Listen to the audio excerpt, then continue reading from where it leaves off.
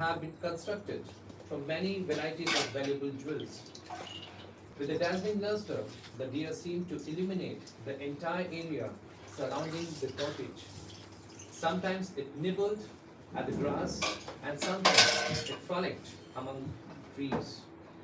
At the time Sita was gathering flowers, seeing her, Maricha in the form of a deer leapt, ran, crouched, and turned, eager to attract her attention.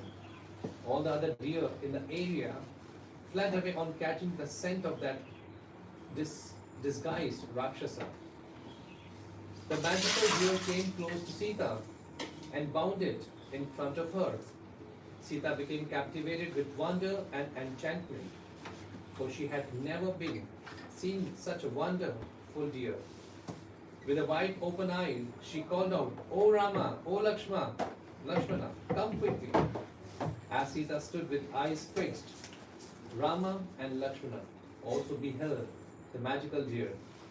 Lakshmana, however, was wary. "This might be a trick," he said. "The Rakshasa Maricha is known to take such animal forms just to entice and waylay kings who come to the forest to hunt." She interrupted Lakshmana, for her intelligence had already become deluded by watching the magical deer, created by Rakshasa's mystical prowess. "O Rama," she said, "please catch this deer, for it has caught my fancy. Such a deer would make a lovely pet for me and provide a welcome diversion from our dreary forest existence. Please go quickly and catch this deer. I will take it back with us when we return to Ayodhya at the end of our exile. Surely it will delight Bharat and our mothers.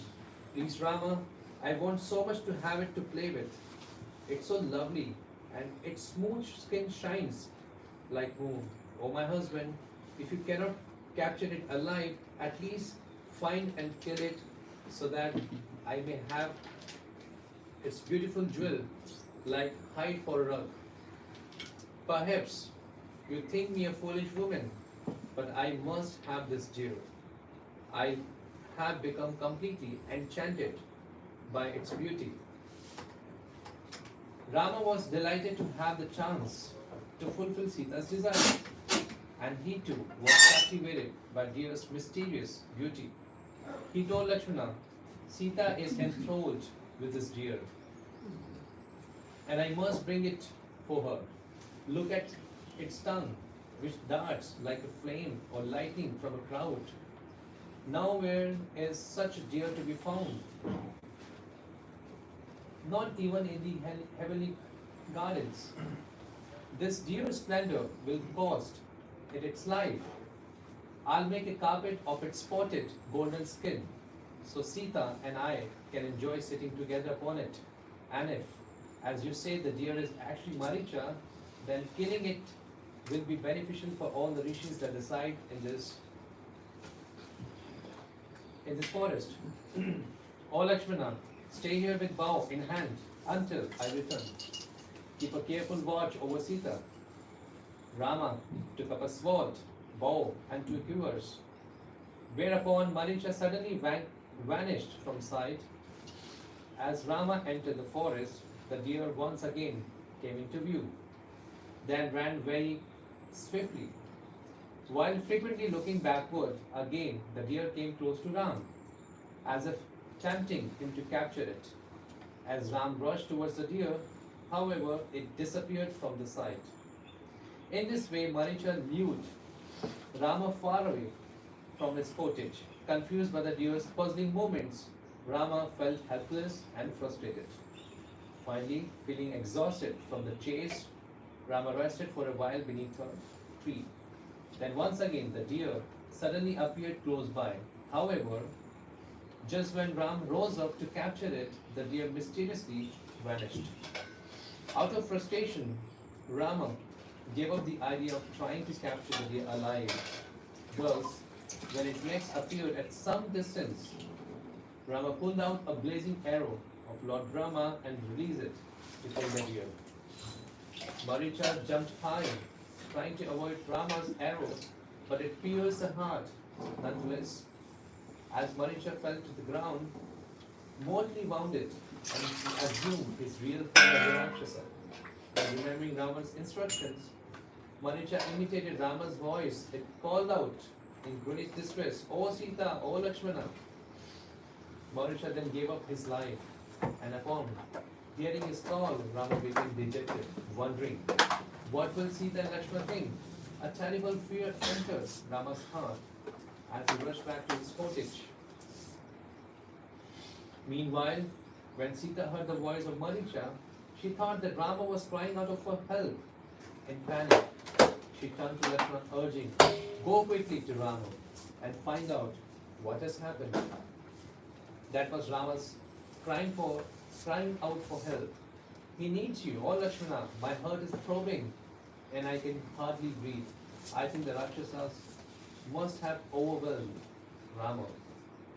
With Rama's order to guard Sita firmly in mind, Lakshmana did not move away. His seeming indifference upset Sita even more, impelling her to chastise Lakshmana with harsh words. "Why do you just stand here? Do you want Rama to die? It has now become evident that you are merely the enemy of your elder brother in the guise of a friend. I think you wish Rama to die so you may enjoy me as you like. Otherwise, you would surely rush to the rescue. Go quickly, Lakshmana. What is the use of me remaining alive and safe while my husband is in danger?" As Sita sobbed, trembled with fear, Lakshmana replied, "Try to control yourself. Rest assured, no one can ever harm Rama. Neither Rakshasa nor Indra, nor all the demigods can harm him. I'm convinced the voice you have heard was the conjuring trick of Marisha, made to frighten us. Rama had ordered me to protect you. Therefore, I must stay here and obey him." Sita was by now almost deranged with anxiety, and Lakshmana's word only aroused her anger more. Her eyes red with rage, Sita raved, "You shameless, wicked man! I think you are enjoying Rama's misfortune. Otherwise, why would you speak so casually? You have only been pretending to be your elder brother's humble servant. The real reason you have accompanied Rama to the forest was to look for an opportunity to kill him and fulfill your lusty desires to enjoy me. Perhaps you have hurt us, agent. In any case, you will never obtain the fulfillment of your sinful desires. Do you really think I would accept you after having been the wife of lotus-eyed Rama? I would rather die indeed without Rama. I could not bear to live for a moment." Sita's words pierced Lakshmana's heart as if they were sharp arrows. With folded hands, and the horrified Lakshmana replied, "O princess of Mithila, you are like a deity to me. Girls, I cannot speak harshly in reply. I know that it is the nature of women to create troubles and discord between friends. Indeed, women are so fickle and hard-hearted that when they become obsessed with some desire, they give up all sense of morality." Or daughter of King Janak, "You have goaded me with your sharp words, and so I will go to Ram as you demand. However, because I see terrible omens foreboding evil, I fear that when I return with Ram, we will no longer find you here." With great agitation, Sita said, "If Rama is killed, then I shall jump off a cliff, drown myself, or take poison. I would rather die than be touched by another man." Inflamed with rage by Sita's harsh word, Lakshmana was torn between duty and his inner desire to see Ram. Thus, as Sita continued to malign him, Lakshmana reluctantly departed, allowing Ravana his eagerly awaiting opportunity. Dressed in saffron cloth and his hair tied in knot on the top of his head, wearing wooden sandals and carrying an umbrella over his right shoulder and a staff water pot in his left hand, Ravana came before Sita in the guise of a wandering mendicant. Sitting inside her cottage, Sita was crying, shedding tears in grief in Rama's absence. As Ravana appeared at her doorway. Out of fear, the wind ceased blowing. The leaves on the trees in the forest stopped fluttering, and the waters of the Godavari became hushed. While chanting Vedic mantras, Ravana approached Sita. As he stared at her, his heart became pierced by Cupid's arrow. Then, hoping to charm Sita, Ravana spoke to Sita. Who are you? O lovely lady, residing all alone within this terrible forest. Are you the goddess of modesty? Re, the goddess of fame? Kirti, the goddess of mystic powers? Buddhi, or goddess of love? Rati. Perhaps you are Lakshmi herself, now bereft of your lotus flower. Your smooth white teeth are like a row of jasmine birds, and your dark eyes resemble two bumblebees that hover over your lotus-like face. Your thighs are tapered and graceful like the trunks of elephants, and your hips are rounded and ample. Your firm, abundant breasts seem to touch each other, and their nipples are pointed and prominent. Beneath them is a waist so slim that a thumb and index finger can circle it perfectly. No mortal or celestial woman can equal you in beauty, which has ravished my heart, like a swelling river that floods its bank. O dark-eyed lady, why do you remain here when you could prosper elsewhere? You should reside in a palace adorned with finest dresses and jewels.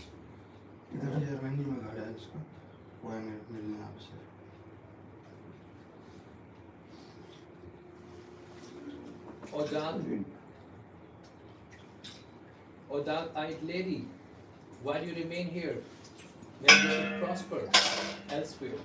You should reside in a palace adorned with finest dresses and jewels, attended by countless servants. Are you the wife of one of the Rudras, Manita or Vasus? O sweet smiling one, choose a worthy husband and leave this jungle that abounds with ferocious animals.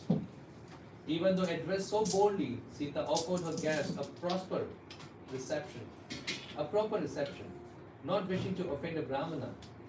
After offering him a seat and water to wash his feet, Sita gave her guest a meal, explained, Dear sir, my name is Sita, the daughter of the noble-minded King Janak of Mithila. At the age of 9, I was married to my beloved husband, Rama. Later, at the urging of his wife, my father-in-law, King Dashrath, installed her son, Bharat, as the heir apparent, banishing Ram to the forest for 14 years. Please tell me your name, ancestry, and why you have come to the Dankaranya forest. No longer able to control his emotions, Ravana excitedly replied, I am Ravana, the king of Rakshasa. Even great demigod tremble at the mere mention of my name.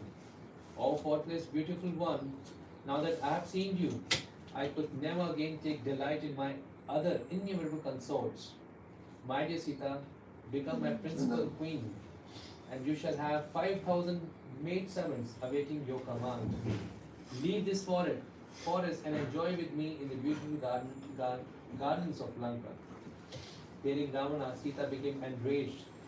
She contemptuously replied, I am completely devoted to Ram, who is as steady as rock, as brave as the ocean, and sheltering like a banyan tree. I am devoted to Rama, who is mighty armed and broad-chested, whose face resembles the full moon, and who is self-controlled and virtuous. Rama is the lion among men, and you are like a jackal. Want to possess me, or lioness? Would you dare touch the sun or lift up the mountain Mandara? Would you pierce your eyes with a needle or carry a blazing fire in your garment? Would you attempt to swim across the ocean with a boulder tied to your neck? Then why do you dare consider running away with Rama's wife? Rama is Garuda. You are but a crow. Rama is ocean and you, a small puddle. Rama is a nectar and you are stale jewel. He is sandalwood and you are mud. He is gold, you are iron. Rama is swan and you are no better than a vulture. You may kidnap me, but as long as Rama lives, you could no more enjoy me than a fly that flounders in heat. Although speaking boldly, Sita was shaking with fear, thus to further intimidate her. Rama said, "Listen, my lovely lady, I am the half-brother of Kuvera, the Lord of Will. After vanquishing him, I took away his Pushpak chariot, and now he hides himself near Mount Kailash. The demigods are afraid of me, and wherever I go, the sunshine becomes like moonshine. The wind calms itself, and rivers stop flowing. Forget Rama. He is a mere mortal, doomed to soon perish. Come with me, enjoy heavenly delights. I passionately yearn for you. Do not disappoint me." Sita then replied, "If you are truly Kuvera's brother, then why do you act with such wicked intentions? The ravisher of Indra's wife will survive, but whoever tries to molest me is doomed." Finally, Ramana lost all patience. In a fit of rage, he revealed his gigantic form as a fierce Rakshasa with 10 heads, 20 arms, and sharp teeth. The king of Rakshasa then declared, "If you wish to have a husband who is renowned throughout the 3 worlds, then accept me. Serve me, and I shall never displease you." Why are you so fond of Rama, who has been banished to the forest? Ravana then grabbed Sita by her ears with his left hand, as if summoned. Ravana's golden chariot came close by, and placing his right hand upon her thigh, the king of the Rakshasas took the frightened Sita in his arms and ascended into the sky. As they ascended, Sita screamed out, "Rama, Rama, come and save! Punish this wretched Ravana!" In desperation, Sita called out to the trees and river, birds and animals, begging them to inform Rama that she has been abducted. Just then Sita saw Jatayu sleeping while perched atop a tree. She called out to him, "Jatayu, please help me. Please go now and tell Ram that I've been kidnapped by the evil Ravana." Hearing Sita's cries, Jatayu awakened and seeing how she was being roughly handled by Rama, he challenged the king of the Rakshas, saying, "O Ram Jatayu, the king of the vultures, how can you dare lay your hands on the wife of another? Beware, for you are carrying a poisonous snake in your arms. I am now 60,000 years old and without weapons, and you are young with many weapons, but I will not allow you to carry on the Sita. I warn you, give up your evil intentions, or else prepare to be thrown your chariot like a ripe fruit falling from a tree."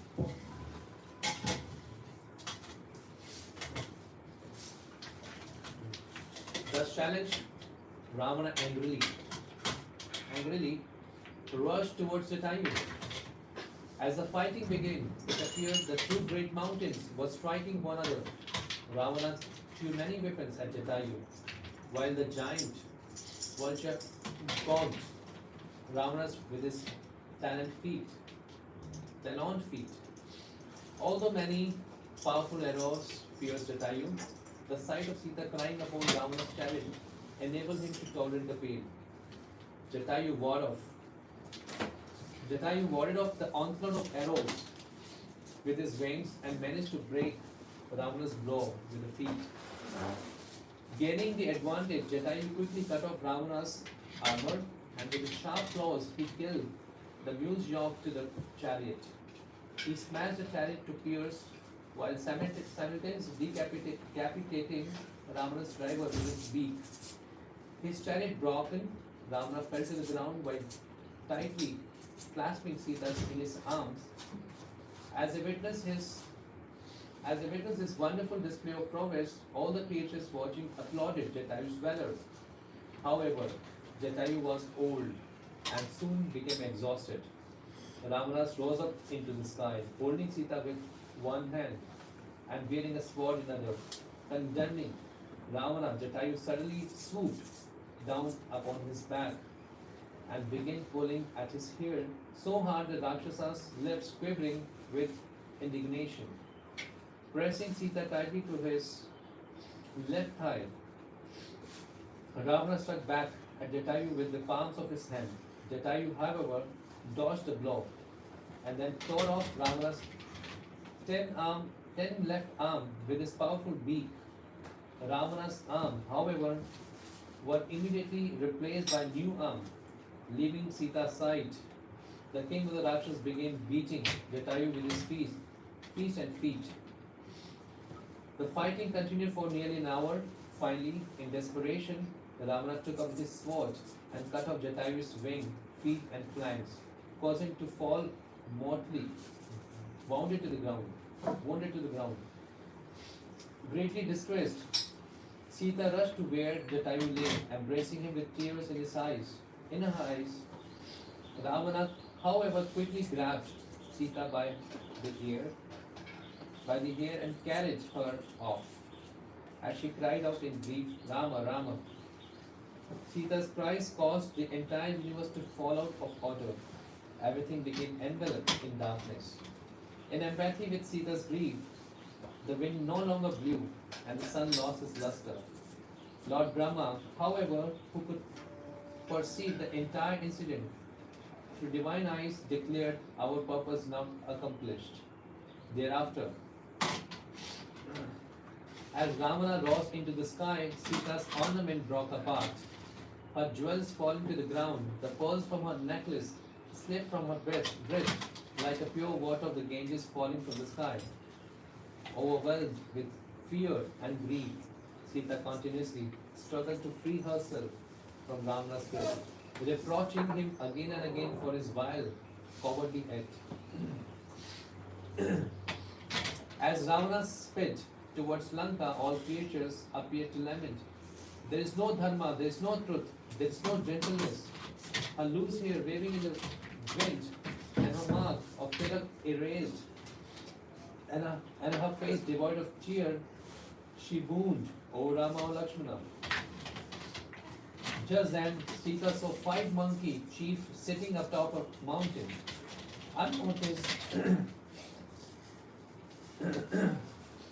Unnoticed by Ravana, she took off her silk upper cloth and some jewel and dropped them in the midst of the forest dwellers, hoping they would inform Rama. As the monkeys stared with unblinking eyes, Ravana carried Sita away towards the Lanka. Like many other powerful materialists, Ravana risked everything to gain the object of his desire. While carrying Sita across the ocean to his kingdom, he relished the thought of having successfully abducted her, and he eagerly anticipated making her his queen. Blinded by lust, he failed to realize that the object of his desire was actually death personified for him. The goddess of fortune always serves the lotus feet of Supreme Lord, and while materialists try to enjoy her, she manifests to them as Durga, the deadly material nature. As the mistress of the world, Durga resides a tiger and carries a trident whose prongs are the threefold miseries of material nature. Miseries arising from the body and mind, miseries inflicted by the other living entities, and miseries imposed by higher powers in the form of natural disasters. Indeed, no one, not even the greatest scientist or conqueror, can counteract the suffering meted out by the Durga. Thinking oneself more powerful than God, Ravana dangerously ignored reality. After crossing the ocean, Ravana took Sita into the inner apartment of his palace.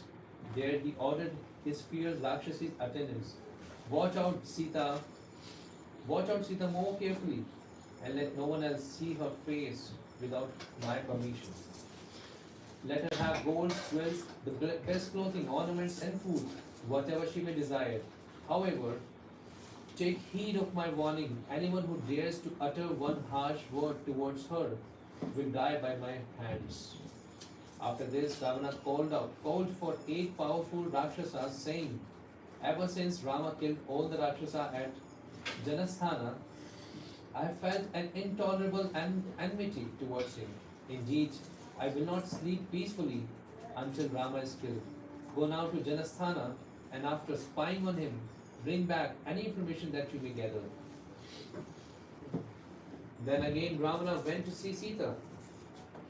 Being overwhelmed with desires, upon entering her quarter, he found her in a. Then again Ravana went to see Sita. Being overwhelmed with desire, upon entering her quarters, he found her in a distressed state, surrounded by numerous Rakshasis. Bathed in her own tears, Sita appeared like wind buffeted, borne at sea, or a dove straight from its herd and surrounded by dogs. Although she was unwilling, Ravana forced Sita to accompany him on a tour of his palace. The opulent palace resembled that of the demigods, with thousands of servants waiting to carry out Ravana's desire. Many rooms had cages with exotic birds, and the palace's walls were covered with intricate design of precious jewels. The couches were made of ivory inlaid with gold. Musicians played sweet and melodious songs, and lotus flowers and fountain adorned with palaces, gardens, ponds, gardens and ponds. As she viewed the spacious, fabulously decorated rooms, each containing thousands of women adorned with untold valuable jewels, Ravana exclaimed, Lanka is inhabited by 32 crores of Rakshasas, excluding the aged and infants, and 1,000 of these are my personal servants. If you are wise, O lovely Sita, you will fulfill my ardent desire and become my principal queen. Become my mistress and rule over this opulence. I am tormented by love for you and shall be devoted to you alone. Please grant me your favor and look upon me with affection. For youthful beauty is fleeting. You should enjoy life with me and forget this insignificant drama. Sita covered her moon-like face and began shedding silent tears. Ravana then continued, Do not be afraid that our union goes against religious principles. I love you more than the life itself. I fall at your feet and beg to grant me your favor. Let this plea, which has arisen from love's anguish, not go in vain. Never before has Ravana bowed down before any woman. Ravana thought that by speaking of her love for her, Sita would soon be subdued. However, Sita fearlessly replied, My heart remains for Rama alone. Why should I, a swan sporting with her mate, with a lotus-filled lake, prefer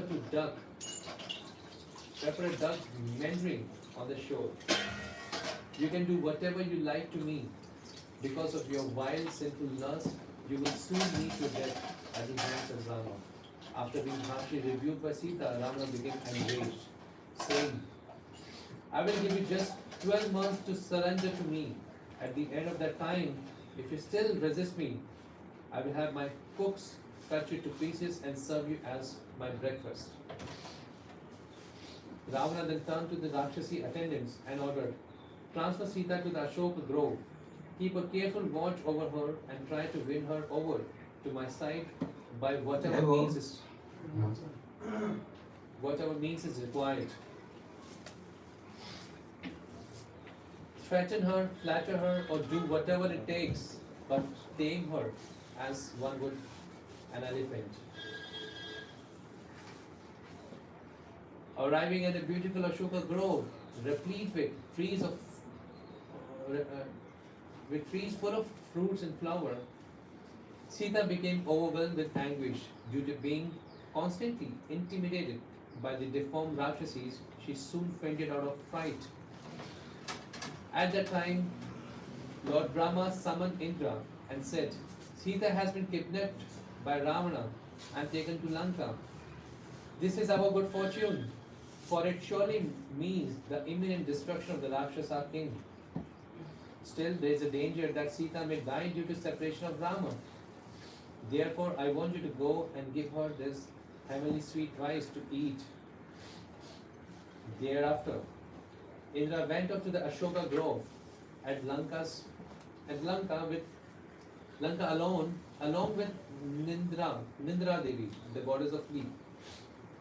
After Nidra had put all the Rakshasas to sleep, Indra, in the dress of a Brahmana, approached Sita and said, I am the heavenly king, come to render assistance to Lord Rama.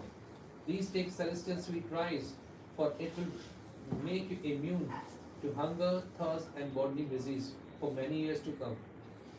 Sita doubted the Brahmana was Indra. Requested him to reveal his celestial form. Upon her request, Indra assumed his two forms. When Sita observed that his feet did not touch the ground, and his garland was not faded, and his clothes were completely free from dust, she became convinced of his identity and accepted the sweet rice. Sita first ordered food. She first ordered the food by praying for Rama to accept it. As soon as she ate it, she became free from all bodily pangs. Their mission accomplished, Indra and Nidra Devi vanished from the scene. Whenever Lord's devotee is in great difficulty, the Lord sees to his protection. A devotee never worries for his own protection or well-being, knowing that Krishna or Rama is always attentive to his needs. He concentrates on his service to the Lord. In the wonderful reciprocation of love, the devotee always thinks of the Lord, and the Lord always thinks of his devotee. After killing Maricha, Rama hastened back to his cottage. Along the way, he thought, the Rakshasas certainly want to take revenge against me or for slaughtering the entire enemy at Janasthana. Maricha's trick were probably part of a plan to lure me away and devour Sita. I pray that Lakshmana did not leave Sita alone after hearing Maricha's cry out, perfectly imitating my voice. Rama's apprehension increased upon hearing the frightful cry of a jackal at his back. Then birds and other wild animals began to pass Rama on his right side, uttering frightful cries. Moreover, his left eye twitched and his left arm throbbed convulsively, and his heart thumped. While observing this inauspicious sign, Rama met Lakshmana coming from the cottage. Taking by the left hand, Rama immediately began to reproach him, saying, how could you disobey my order, leaving Sita unprotected? From all inauspicious omens that have appeared, I can understand that she has either been killed or kidnapped. O Lakshmana, how could you leave Sita alone? As the two rushed back to the cottage, Rama suddenly tripped on the forest path, overwhelmed by fear of losing Sita, and angry with Lakshmana for leaving her unprotected. Rama began to lament like a deranged person. If Sita is dead, then I shall kill myself, for I cannot bear to think of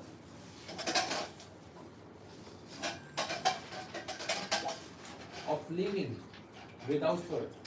O Lakshmana, how could you betray me like this? Leave dear Sita unprotected.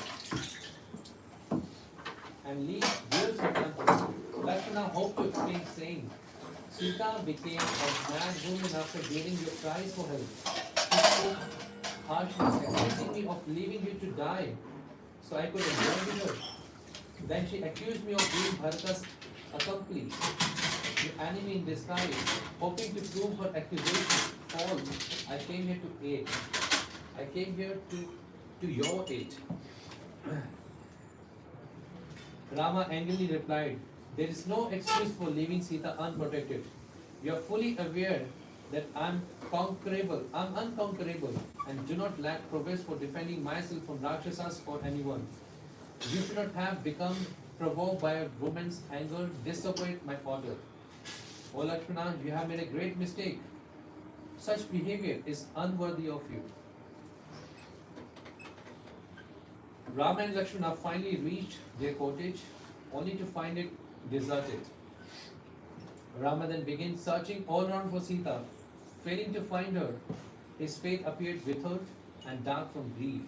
Afflicted with transcendental madness from feelings of separation, Rama began questioning the priest. Have you seen my beloved Sita passing this way, dressed in yellow silk and decorated with flowers in her ear?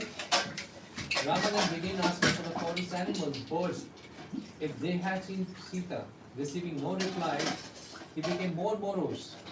Then imagining that Sita had suddenly appeared before him, Rama cried out, oh dearly beloved, why are you running away from me, hiding yourself? Why do you not speak to me?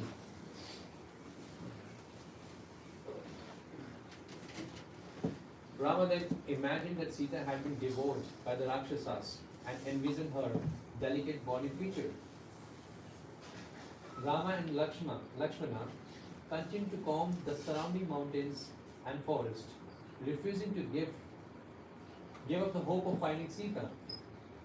However, when Sita could not be found, Rama became discouraged and sat down in despair. Regardless, Lakshmana encouraged him to continue searching. Thus, they roamed across many mountains, forests, and through plains. Finally, Rama could no longer further go, and he gave way to intense grief. Standing motionless, seeming bereft of reason, he breathed hotly, and his eyes filled with tears. Rama became indifferent to Lakshmana's assurance that they would find Sita. Tormented by love, Rama cried out helplessly, Sita, Sita, again and again. As a deranged, Rama cried, my darling, have you hidden yourself just to play joke with me? I beg you to please come out, for my suffering is intolerable. There are many instances of devotees weeping in separation from the Lord. The milkmaids of Vrindavan spent their whole life wandering in search for Krishna. Lord Chaitanya, as the perfect devotee, also adopted the mood of separation as the highest expression of love of God. Still, one may ask why Rama, the Supreme Lord, wept for his beloved like an ordinary man. Indeed, being the omniscient Lord, he certainly knew her whereabouts. The Lord enacts his pastime for several reasons. Foremost, he comes to teach us that he is never impersonal, but always a supreme person.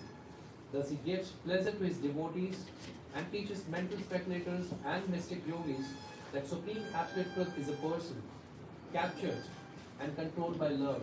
Secondly, he comes to establish dharma, the way of righteousness. He also comes to annihilate the demons by weeping over his abducted wife. Lord Rama establishes dharma, right conduct. He shows us by negative example the condition of a man too attached to women. He shows us by negative example the condition of a man too attached to women. This incident also shows that a woman should always be protected, lest she be exploited by people like Ravana. Vedic living has no scope for women being independent. However powerful a woman may be, she cannot protect herself independently. Still, this is for the instruction of materialists. On the spiritual side, Rama being the Supreme Personality of Godhead is not subject to material conditioning. The separation Rama experiences from Sita is understood as transcendental conjugal love in separation. This is an activity of the Supreme Lord's pleasure potency and belongs to the man of conjugal love in the spiritual world. Although repeatedly called for Sita, Sita did not appear. Rama became convinced that he had been devoured by the Rakshasa. Lakshmana was so sick at the heart. Rama then said, "O Lakshmana, please go to the bank of the Godavari, for perhaps Sita has gone there to collect flowers." Thereafter, when Lakshmana returned from the Godavari without Sita, Rama personally went to the river and began asking from the trees, animals about her. However, due to their fear of Ravana, none of the creatures dared reply, although Rama noticed that deer were looking at him with meaningful intention. Rama then cautioned the deer, tried reading their mind through the eyes. The deer seemed to reply by turning their heads upward and to the south, as if indicating that Sita has been carried away through the sky in that direction. Lakshmana could understand deer's passage and suggested they could walk toward the south in the hope of finding some clue. After setting out, they soon came to a trail of scattered flowers, which Rama recognized as those he had given Sita. Addressing a nearby mountain, Rama asked, "Where have Sita gone after passing this way?" Receiving no answer, Rama became enraged and saying, "O mighty hill, if you do not reply to me, I shall shatter you to pieces with my arrows." There was only silence as Rama glowered at the peak with hot eyes. Rama then prepared to release his arrow at the mountain when Lakshmana pointed out Sita's footprint beside those of the giant Rakshasa. Following the footprints, Rama and Lakshmana soon came upon Ravana's broken bow and quiver portion of his shattered chariot, along with pieces of Sita's broken ornament. Then, when drops of blood were found, Rama concluded that Sita was indeed devoured by the Rakshasas, for it appeared that two man-eaters had fought over her at this spot. Gazing upon the dead mules, smashed chariot, and scattered weapons, Rama vowed, "No Rakshasa shall escape my vengeance. For today I will destroy them in all retaliation for Sita's murder. Why have this useless demigod not done something to save my helpless wife? If the demigods do not deliver Sita to me at once, as revenge for their negligence and crime for the Rakshasas, I shall destroy the entire universe." Rama's eyes were red hot with anger, and his lips, tightly pressed together, trembled with rage. And then, taking his bow from Lakshmana, Rama placed a terrible arrow meant to destroy the entire world. Upon the string, terrified, Lakshmana joined his hands in supplication, pleading, "Rama, by nature you are gentle, self-controlled, and well-wisher of all living entities. Therefore, please control your wrath and do not act hastily. It appears to me that there was only one Rakshasa involved in this fight, for there is but one broken chariot. Let us continue to search for Sita. If we do not find her, then you can act as you see fit. My dear brother, you must practice forbearance.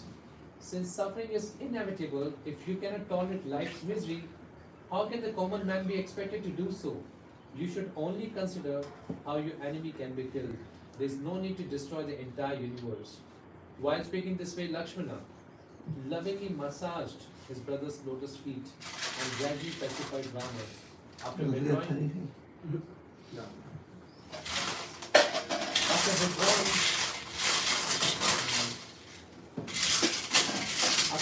the arrow from the bow, Rama assented to Lakshmana's suggestion to search the entire area of Janasthana thoroughly. Thereafter, while combing this forest, Rama and Lakshmana came upon the fallen Jatayu, lying in a pool of blood. Rama thought he was a Rakshasa disguised as a bird who had devoured Sita and was now resting.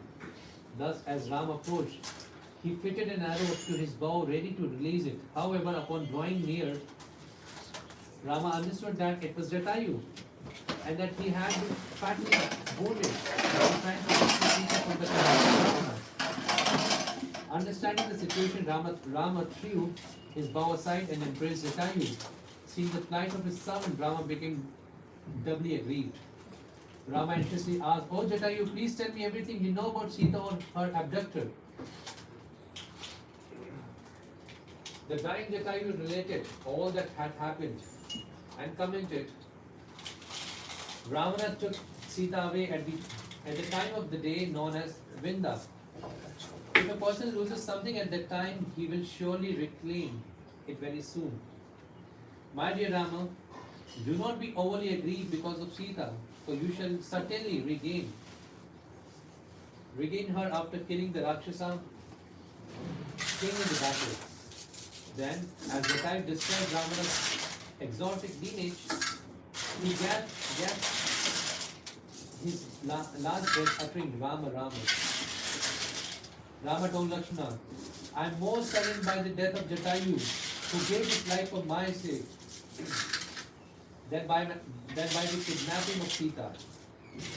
Go and bring some wood, so we may cremate this body.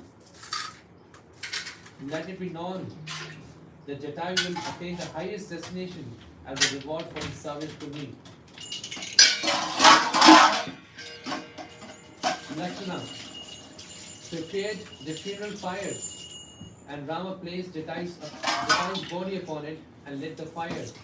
The brothers made offering for the benefit of Jatayu's departed soul and chanted Vedic mantras. The Rama and Lakshmana then went to the bank of the river Godavari to offer oblations of water, then took the bath. Thus completing the funeral ceremonies, Rama and Lakshmana again fixed their mind upon the task of finding Sita. Continued to wander the forest. Traveling towards the southwest, they reached an untrodden land overgrown with trees and bushes.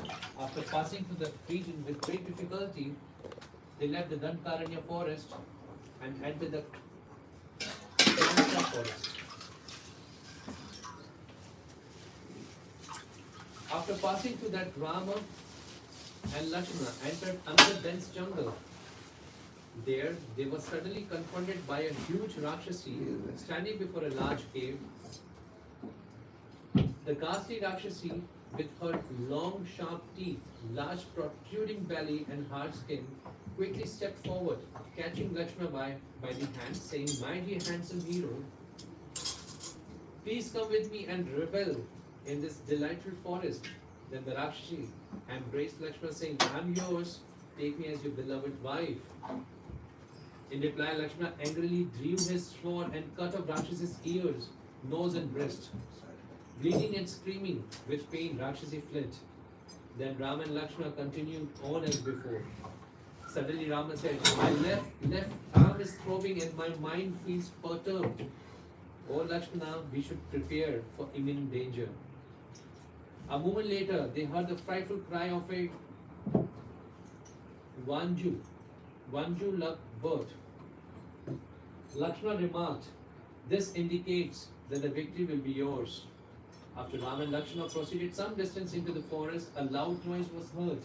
As the storm suddenly began brewing, searching out the source of the noise, Rama and Lakshmana proceeded cautiously, sword in hand. Before long, they come upon a huge Rakshas with no head, necks and legs, head, neck or legs, and gigantic mouth located in the middle of his belly. The Rakshasa was as big as mountain, with sharp bristling hairs all over his body. On his chest were two fiery eyes, his long arms stretched out for 8 miles, enabling him to easily catch large animals to eat. Although Rama and Lakshmana retreated to a distance of 2 miles, after seeing that monster, Rakshasa suddenly captured them in his grasp, squeezing so tightly that they were made helpless. Although Rama did not feel threatened, Lakshmana felt despondent, saying, "O Rama, you should offer me as a sacrifice to this Rakshasa." in exchange for your own life.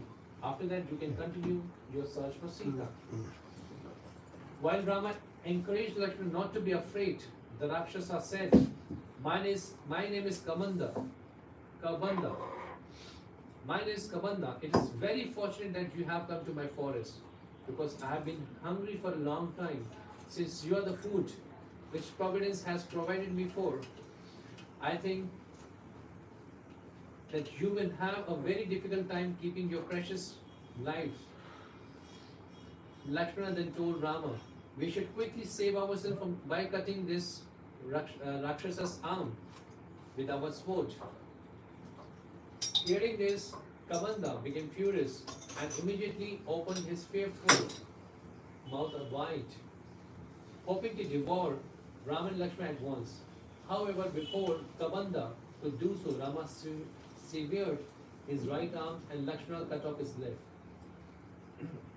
The Rakshasa fell to the ground, bathed in his own blood. In an anguished voice, Kamanda asked, who are you? Lakshmana replied, this is Ram, a Kshatriya in the line of Ikshvaku, and I am his brother Lakshmana. We have come here searching for Rama's wife Sita, who has been kidnapped by the king of the Rakshasas, Ravana. Kaman was overjoyed to hear the name of Rama. The Rakshasas then said, I am so fortunate. You have come here to redeem me. Please listen as I explain how I acquired this ghastly form. In my past life, I was the son of Dhanu. By performing great austerities, I satisfied Lord Brahma and was granted the benediction of a long duration of life. After receiving this boon, however, I became very proud, thinking my arch enemy Indra could no longer harm me. Thereafter, when I attacked King of Heaven on the battlefield, he hurled his thunderbolt at me. When thunderbolt struck me, my head, legs were forced into my body. Finding myself in such a wretched condition, I begged Indra to kill me. However, he refused, saying that to do so would falsify the words of Lord Brahma. At last, when I asked Indra, how could I survive without a head? He placed my mouth in the middle of my belly and made my arms 8 miles long. Indra then declared, when Brahma and Lakshmana come before you, you will regain your heavenly form. Kabanda continued, ever since that time I have been catching creatures with my long arms, stuffing them into my mouth, hoping that one day I would catch Rama, mentioned by Indra. Then once I harassed a certain Rishi, who caused me to retain this horrible form for eternity. I tearfully begged this Rishi to prescribe some end to my plight. He confirmed that I would regain my original form after being cremated by Lord Rama. Now I have been delivered by you, and after my death, I will direct you to powerful ally who will help you to attain your desired goal.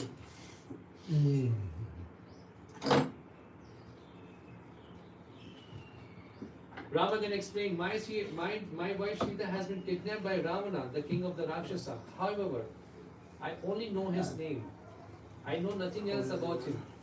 Concerning his appearance or place of residence, I will throw you into a big pit. I'll throw you into a big pit and cremate your body so that you can attain your desired destination. In return, give me some information about Ravana. Kaman then said, I'm very sorry, but I do not know anything about Ravana. After being cremated, however, I will inform you of a person who has traveled throughout the entire universe. He will be able to assist you in locating the king of the Rakshasa.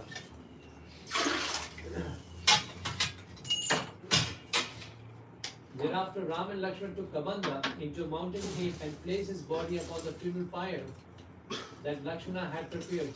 Because it was so fat, when the body began to burn, it looked just like a huge lump of burning ghee. Then from out of the fire arose Kabanda in his original celestial form, dressed in white garment, fine garment, and decorated with ornaments and garlands. After taking his seat upon a celestial chariot pulled by swans, Kavanda said, O Rama, politically misfortune can be overcome in 6 ways. Political misfortune can be overcome in 6 ways.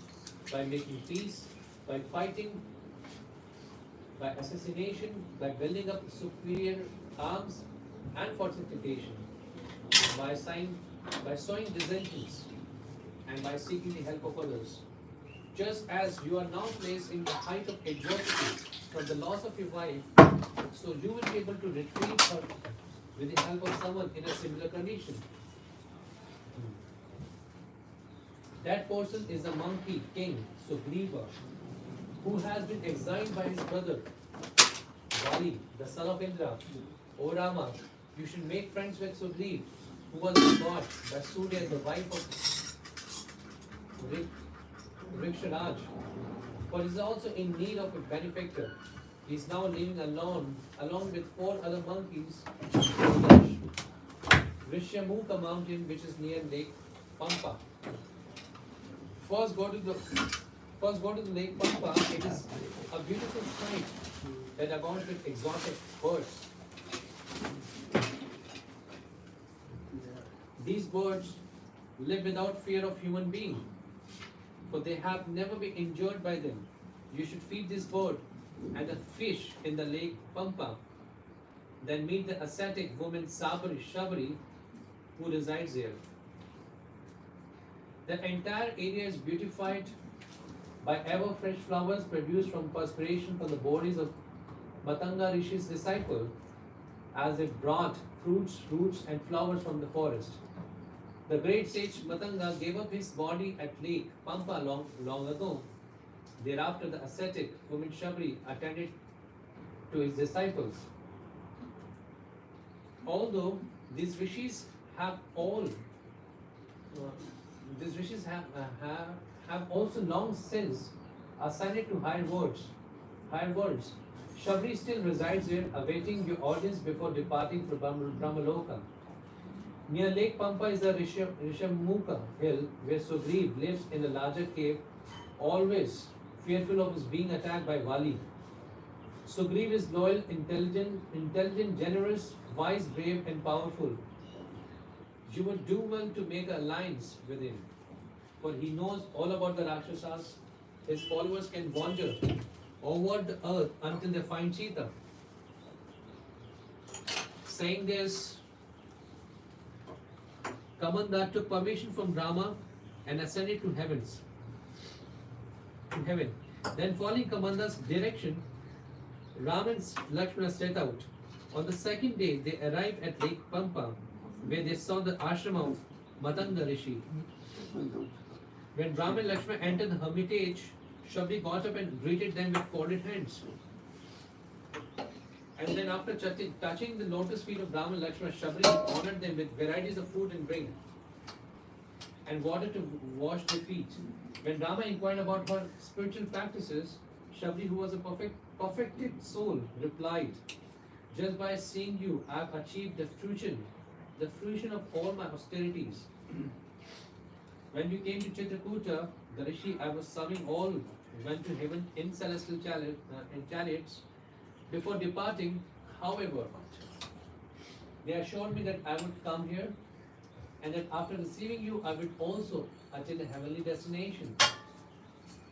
At Rama's request, Shabri took him and Lakshmana on a guided tour of the beautiful area surrounding Lake Pampa. Afterwards, Shabri requested Rama's permission to cast off her mortal body so that she could rejoin the sages she had faithfully served. Being very pleased with Shabri, Rama granted her desire. Thus, after building a fire, an old ascetic lady dressed in black deerskin and tree bark and wearing matted hair leapt into blazing flame. The next moment, Shabri rose up to heaven like a flash of lightning, adorned with celestial jewels and garlands. Having thus witnessed Shabri's spiritual prowess, Rama and Lakshmana went to bathe in Lake Pampa. Just last line, Last page. Yeah, last line was created from the waters of 7 seas. Thereafter, feeling enlightened And ever hopeful of finding Sita, Rama anxiously departed with Lakshmana, eager to find Sugriva.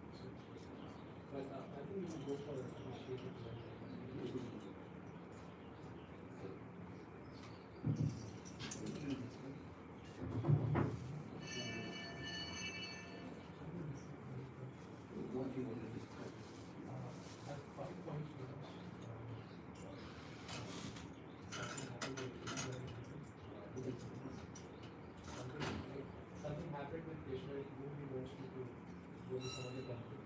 I'm happy moving around. Maybe you have a previous impression sometime I'm going to Vrindavan and maybe look at the Pakistan preaching. Yesterday he told me to go to some other temple to discuss. Because I didn't go with him on a brahmachari retreat.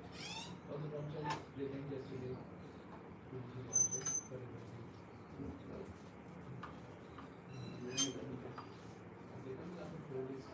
It was a 4-day trip. I only go there because I have a Bhakti Shastri classes for Pakistan for 3 hours in the evening. I told him I would go, but I didn't go.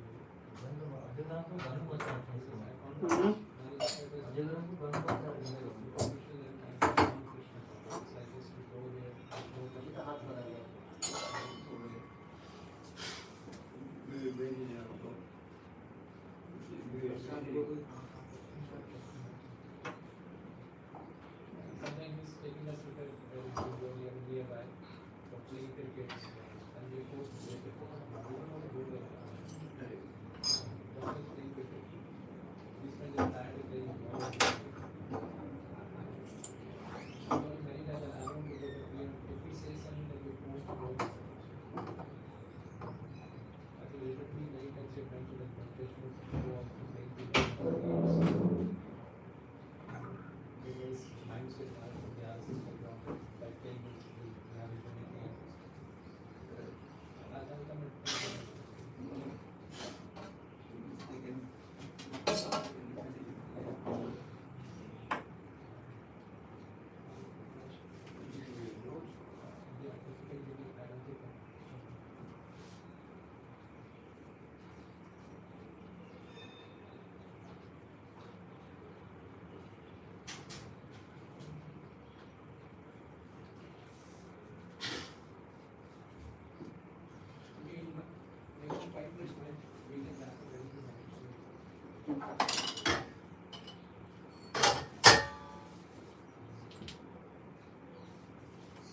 before I say something, I will just review you. This Sunday we had a 2-day class about 2,000 students. They came in 2 days. The first day they came about 500 students and second day 1,500 students. And this is and Krishna to also assist the students. I also gave a talk and about now the sessions are going on day by day, follow-up sessions. And we have started Bhakti Shastri with Temple Family. We have about 150 or 170 they are doing it. They are coming for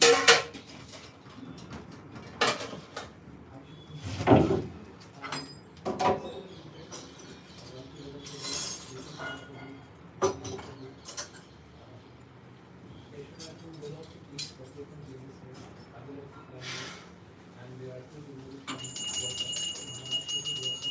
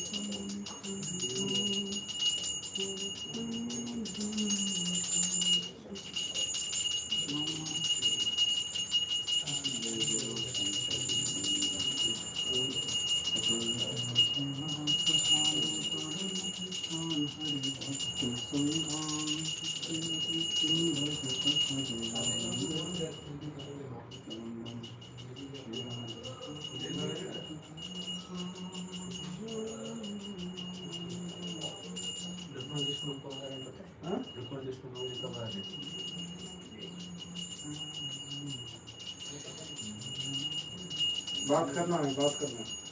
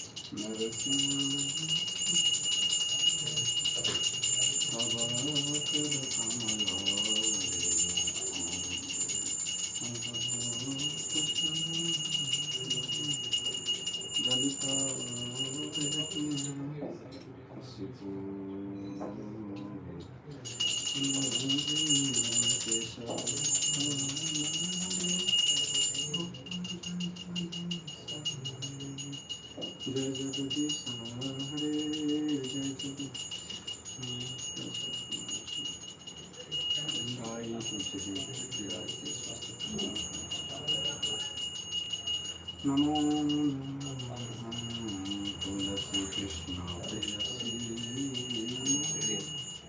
जय राधा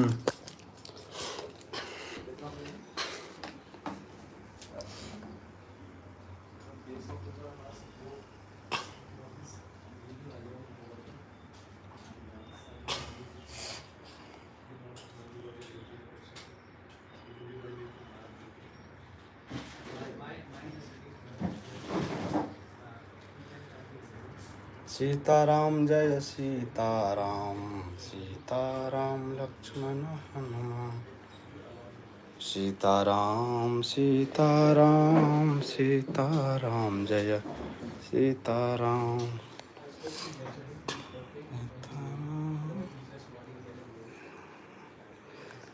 अभी गुरु महाराज दीक्षा देने वाले हैं, आप सभी देखिएगा।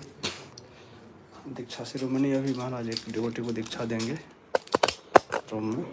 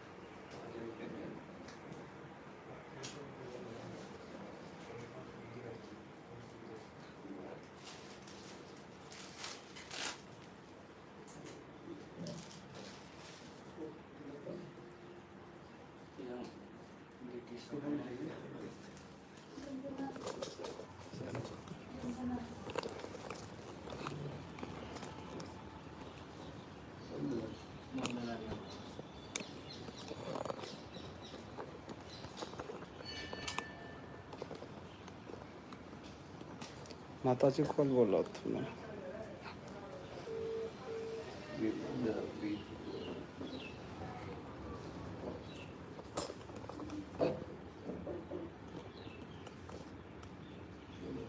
हरे कृष्ण संकर्षण को हरे कृष्ण। मैं ना गुरु महाराज के साथ हूँ, महाराज मेरे साथ ही अभी, और महाराज के रूम में ही हूँ। महाराज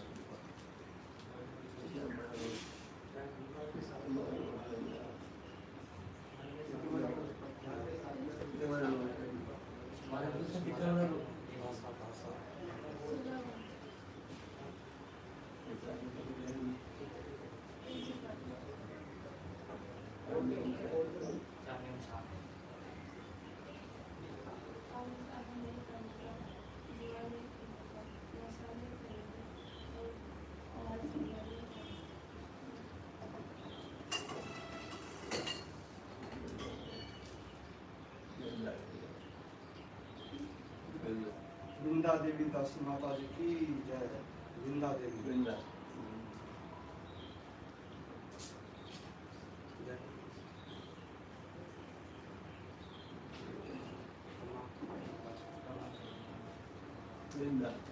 वृंदा देवी बी है, बी ठीक है। वृंदा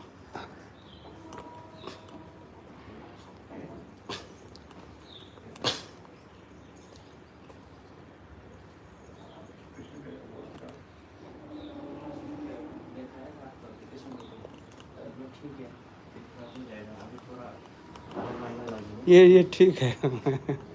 वो देखे थे, बोला हटे कटे।